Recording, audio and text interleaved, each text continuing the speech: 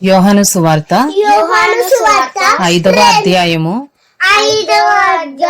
1వ వచనము నుండి 23వ వచనము వరకు. అటు తరువాత యూదుల పండుగ ఒకటి వచ్చెను గనుక యేసు యెరూషలేమునకు వెళ్ళెను.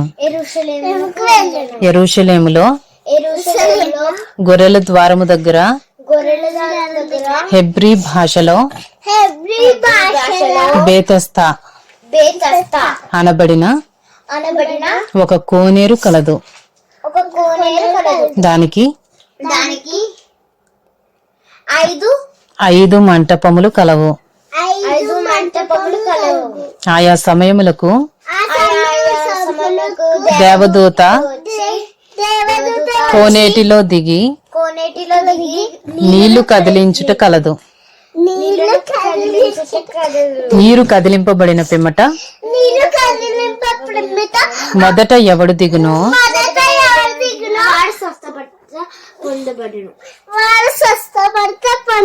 వాడు ఎట్టి వ్యాధి గలవాడైనను బాగుపడును. గనుక ఆ మంటపములలో రోగులు, గ్రుడ్డివారు, కుంటివారు, ఊచకాలు చేతులు గలవారు గుంపులుగా పడియుండిరి. అక్కడ 38 ఏండ్ల నుండి వ్యాధి గల ఒక మనుషుడుండెను. యేసు వాడు పడియుండుట చూచి వాడప్పటికి బహుకాలము నుండి ఆ స్థితిలో ఉన్నాడని ఎరిగి స్వస్థపడగోరుచున్నావా అని వానిని అడుగగా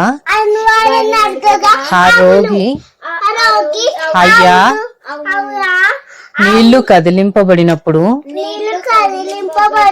నన్ను కోనేటిలోనికి దించుటకు నాకు ఎవడునూ లేడు. గనుక నేను వచ్చినంతలో మరి ఒకడు నాకంటే ముందుగా దిగునని ఆయనకు ఉత్తరమిచ్చెను. యేసు నీవు లేచి నీ పరుపెత్తుకుని నడువమని వానితో చెప్పగా వెంటనే వాడు స్వస్థత నుండి తన పరుపెత్తుకుని నడిచెను. ఆ దినము విశ్రాంతి దినము గనుక యూదులు ఇది విశ్రాంతి దినము కదా, నీవు నీ పరిపెత్తుకున్న తగదే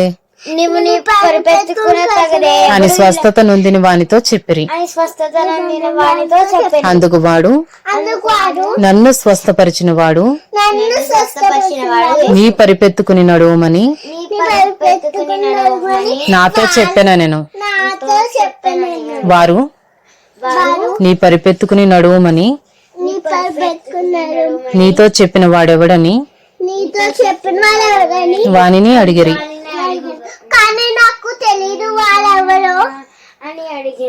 ఆయన ఎవడో స్వస్థత నొందిన వానికి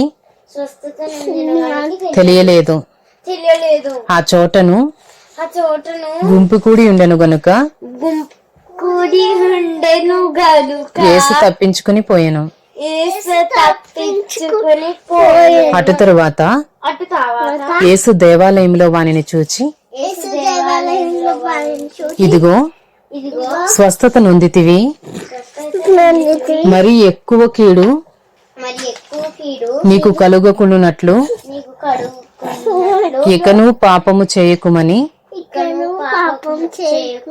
చెప్పగా వాడు వెళ్లి తన్ను స్వస్థపరిచిన వాడు యేసు నన్ను స్వస్థపరిచిన వాడే యేసు అని యూదులకు తెలియచెప్పెను. అని యూదులకు చెప్పిన ఈ కార్యములను ఈ కాలం వాళ్ళు చూసి విశ్రాంతి దినమున చేసినందున విశ్రాంతి దినం చేసిన వారికి యూదులు కోపం వచ్చేను.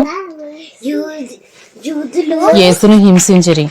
యేసుని హింసించి అయితే యేసు అయితే యేసు నా తండ్రి ఇదివరకు పనిచేయుచున్నాడు, నా తండ్రి ఇదివరకు పని చేయుచున్నాడు నేనును చేయుచున్నానని చేయుచున్నానని వారికి ఉత్తరం ఇచ్చెను. వారికి ఉత్తరం ఇచ్చి ఆయన విశ్రాంతి దినాచారము మీరుట మాత్రమే గాక ఆయన విశ్రాంతి కాక దేవుడు దేవుడు తన సొంత తండ్రి అని చెప్పి తన సొంత తండ్రి అని చెప్పి తన్ను దేవునితో సమానునిగా చేసుకొనెను గనుక తన దేవుని సమానంగా చేసుకునేను గనుక ఇందు నిమిత్తమును యూదులు ఆయనను చంపవలెనని యూదులు ఆయనను చంపబడి మరి ఎక్కువగా ప్రయత్నం చేసిరి. మరి ఎక్కువగా ప్రయత్నం కాబట్టి యేసు వారికి ఇట్లు ప్రత్యుత్తరం ఇచ్చెను. కాబట్టి యేసు ఇట్లు ఉత్తరం ఇచ్చెను. కాబట్టి యేసు కాబట్టి యేసు వారికి వారికి ఇట్లు ప్రత్యుత్తరం ఇచ్చెను. ప్రత్యుత్తరం ఇచ్చెను. తండ్రి ఏది చేయుట తండ్రి ఏది చేయుట కుమారుడు చూచెనో కుమారుడు చూచెను అదే కాని అదే కానీ తనంతట తాను తన అంతటా తాను ఏదియూ చేయనేరడు. ఏది చేయనారు ఆయన వేటిని చేయనో ఆయన వేటిని చేయను వాటినే కుమారుడును అలాగే చేయను. వాటిని వాళ్ళు అలాగే చేయను. తండ్రి తండ్రి కుమారుని ప్రేమించుచు కుమారుని ప్రేమించు తాను చేయు వాటి నెల్లను వాడు చేయి వాటి నెలను ఆయనకు అగపరుచున్నాడని నాదని మీతో నిశ్చయముగా చెప్పుచున్నాను. నీతో నిశ్చయముగా చెప్పుచున్నాను. మరియు మీరు మీరు ఆశ్చర్యపడినట్లు ఆశ్చర్యపడినట్లు వీటికంటే వీటికంటే గొప్ప కార్యములను గొప్ప కార్యములను ఆయనకు అగపరచును.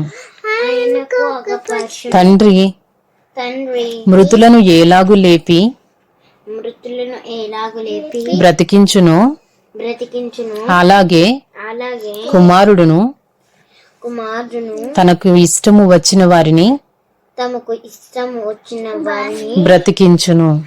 బ్రతికించును. తండ్రి ఎవనికి తీర్పు తీర్చడు గాని తండ్రి ఎవరికి తీర్పు తీర్చడు గాని తండ్రిని ఘనపరచునట్లుగా తండ్రిని గణపరిచినట్లుగా అందరును కుమారుని ఘనపరచవలెనని అందరును కుమారుని గర్పరచవలెనని తీర్పు తీర్చుటకు తీర్పు తీర్చుటకు సర్వాధికారము సర్వాధికారము కుమారునికి అప్పగించి ఉన్నాడు.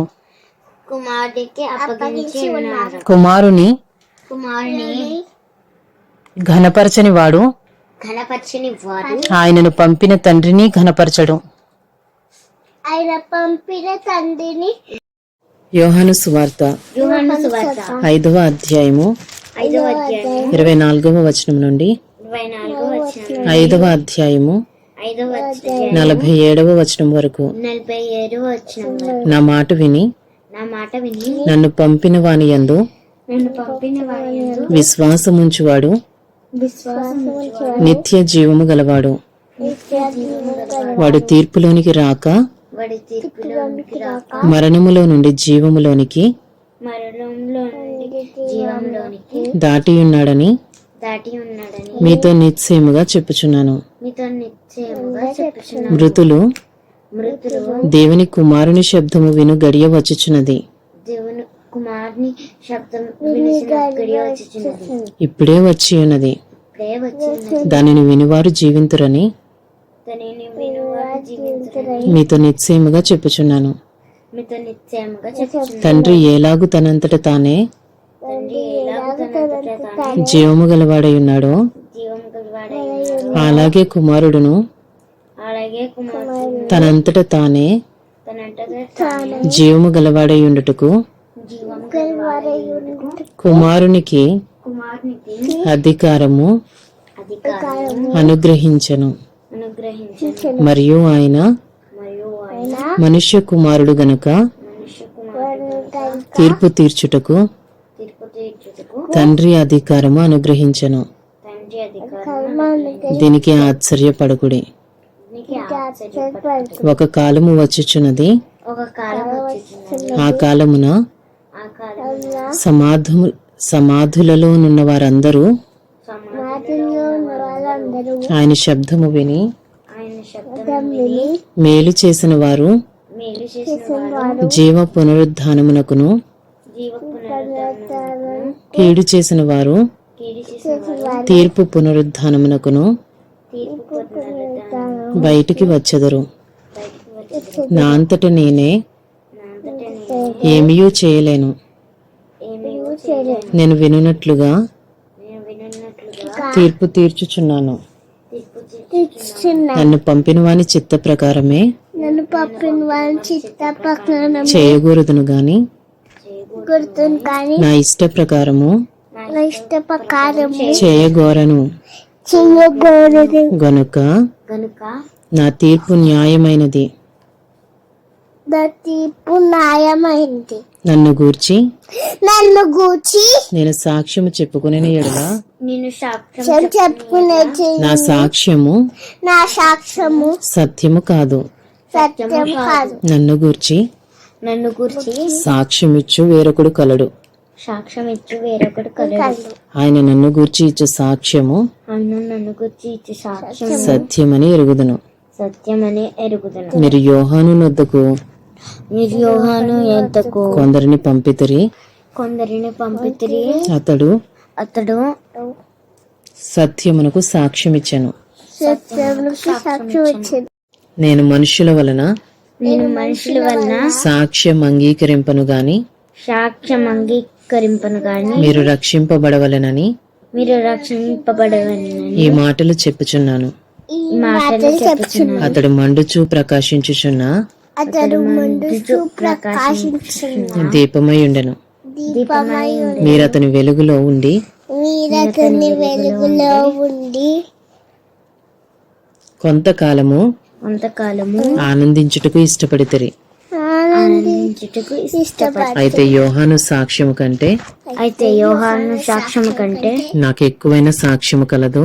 నాకు ఎక్కువైన సాక్ష్యము కలదు. అదేమనినా అదేమైనా నేను నెరవేర్చుటకై నేను నెరవేర్చుటకై తండ్రి ఏ క్రియలను నాకు ఇచ్చి ఉన్నాడో తండ్రి నాకు ఇచ్చి ఉన్నారు. నేను చేయుచున్న ఆ క్రియలే నేను చేయుచున్న ఆ క్రియలే తండ్రి నన్ను పంపియున్నాడని తండ్రి నన్ను పంపి ఉన్నారని నన్ను గూర్చి సాక్ష్యం ఇచ్చుచున్నవి. నన్ను గురించి సాక్ష్యం ఇచ్చుచున్నాను. మరియు నన్ను పంపిన తండ్రియే మరియు నన్ను పంపిన తండ్రియే నన్ను గూర్చి సాక్ష్యం ఇచ్చుచున్నాడు. నన్ను గురించి సాక్ష్యం ఇచ్చుచున్నాడు. మీరు ఏ కాలమైందైనను మీరు ఏ కాలమందైనను ఆయన స్వరము వినలేదు, ఆయన స్వరము వినలేదు, ఆయన స్వరూపము చూడలేదు. ఆయన స్వరూపము చూడలేదు. ఆయన ఎవరిని పంపెనో ఆయన ఎవరిని పంపెనో ఆయనను మీరు నమ్మలేదు. ఆయనను మీరు నమ్మలేదు. కనుక కనుక మీలో ఆయన వాక్యము మీలో ఆయన వాక్యం నిలిచి ఉండలేదు. నిలిచి ఉండలేదు. లేఖనముల యందు లేఖనములు మీకు నిత్య జీవము కలదని మీకు నిత్య జీవం కలగని తలంచుచు తలంచుచు వాటిని పరిశోధించుచున్నారు. వాటిని పరిశోధించుచు అవే నన్ను గురించి సాక్ష్యం ఇచ్చుచున్నవి. అవే నన్ను గురించి సాక్ష్యం ఇచ్చుచున్నవి. అయితే అయితే మీకు జీవము కలుగునట్లు మీకు దీవము కలుగునట్లు మీరు నా యొద్దకు రానలరు. మీరు నా యొద్దకు రానన్నారు. నేను మనుషుల వలన నేను మనుషుల వలన మహిమ పొందువాడను కాను. మహిమ పొందువాను కాను. నేను మిమ్మల్ని ఎరుగుదును. నేను మిమ్మల్ని ఎదుగును. దేవుని ప్రేమ మీలో లేదు. దేవుని ప్రేమ మీలో లేదు. నేను నా తండ్రి నామమున వచ్చి ఉన్నాను. నేను నా తండ్రి నామమున వచ్చి మీరు నన్ను అంగీకరింపరు. మీరు నన్ను అంగీకరింపరు. మరి ఒకడు మరి ఒకడు తన నామమున తన నామమున వచ్చిన ఎడల వచ్చిన యెడల వానిని అంగీకరింతురు. వారిని అంగీకరించు. అద్వితీయ దేవుని వలన వచ్చు అద్వితీయ దేవుని వలన వచ్చు మెప్పును కోరక మెప్పును కోరక ఒకని వలన ఒకడు ఒకని వలన ఒకడు మెప్పు పొందుచున్న మీరు మెప్పు పొందుచున్న మీరు ఎలాగూ నమ్మగలరు? ఎలాగూ నమ్మగలరు? నేను తండ్రి యొద్ద నేను తన తండ్రి యొద్ద మీ మీద నేరము మోపుదనని నేరము మోపుతున్నని తలంచుకుడి. తలంచకుడి. మీరు ఆశ్రయించుచున్న మోషే మీరు ఆశ్రయించుచున్న మోషే మీ మీద నేరము మోపును. మీ మీద నేరము మోపు. అతడు నన్ను గూర్చి వ్రాసును గనుక అతడు నన్ను గూర్చి రాసను గనుక మీరు మోషేను నమ్మినట్టయినా మీరు మోషేను నమ్మినట్టయిన నన్నును నమ్ముదురు. నన్ను నమ్ముదురు. మీరు అతని లేఖనములను నమ్మని ఎడల మీరు అతని లేఖనములను నమ్మని యెడల నా మాటలు ఎలాగు నమ్ముదురనెను. నా మాటలు ఎలాగ నమ్ముదురు.